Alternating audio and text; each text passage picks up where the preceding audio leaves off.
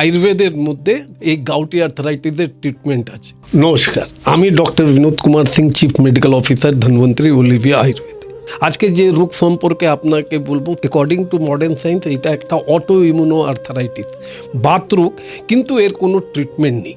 আয়ুর্বেদের মধ্যে এই গাউটি আর্থারাইটিসের ট্রিটমেন্ট আছে। বাত যখন প্রকোপিত হয়ে রক্তকে দূষিত যখন করে, তখন এই রোগটার উৎপন্ন হয়টা কেন? যেসব মানুষরা অয়েলি স্পাইসি ফুড খান, যেসব মানুষরা আনহেলদি খাবারটা খান, যার মধ্যে প্রোটিনের মাত্রা যদি বেশি থাকে, এই ইউরিক অ্যাসিডের জন্য ক্রিস্টাল ফর্মেশন এরা তৈরি হয় বড় বড় জয়েন্টের কাছে। মডার্ন প্যাথিতে গাউটি আর্থারাইটিসের ট্রিটমেন্ট করাচ্ছেন, ওনাকে সারা জীবন ওষুধ খেতে হয়। কিন্তু আমাদের কাছেও প্রচুর এমনি পেশেন্ট আছে যারা গাউটি আর্থারাইটিস রোগ থেকে ভুগেছিলেন, কিন্তু এখন উনি সুস্থ আছে। প্রথম আমাদের কাজ করার দরকার, প্রোটিন ডায়েটটা আমাদের একটু কমিয়ে দিতে হবে। দয়া করে অ্যানিমাল প্রোটিন খাবেন, অ্যালকালাইন যত খেতে পারে, যত রকমের পাতা আপনি দেখছেন, কিছু ধনে পাতা নিয়ে নিলাম, কিছু পুদিনা পাতা নিয়ে নিলাম, এইটাকে একদম জলের মধ্যে বয়েল করে এই জলটাও যদি আমরা খাই, তো এটা খুব সুন্দর অ্যালকালাইন হতে পারে।